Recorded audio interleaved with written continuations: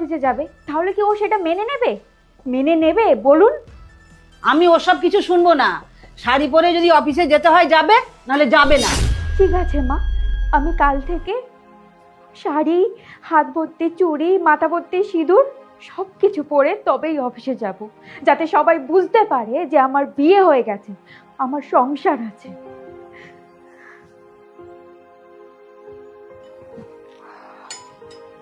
পায়েল, মা, কি ব্যাপার, কারো সারা শব্দ নেই?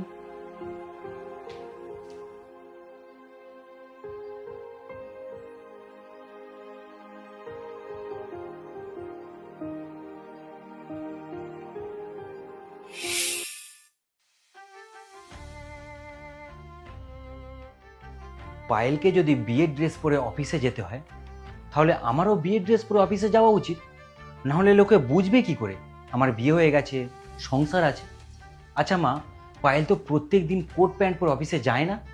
তাছাড়াও তার হাতে শাঁখা পলা আছে, মাথায় সিঁদুর আছে, তাতেও তোমার শান্তি হচ্ছে না? সে তো প্রত্যেক দিন কোট প্যান্ট পরে অফিসে যায় না।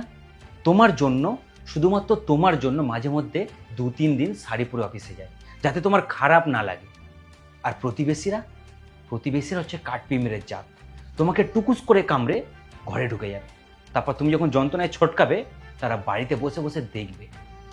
সমাজ এখন পরিবর্তন হয়ে গেছে মা, আর তার সাথে সাথে তোমাকেও পরিবর্তন হতে হবে। হ্যাঁ মানছি, মানছি আমাদের শাড়ি ঐতিহ্য, শাড়ি পরা উচিত, কিন্তু সেটা সব জায়গায় না।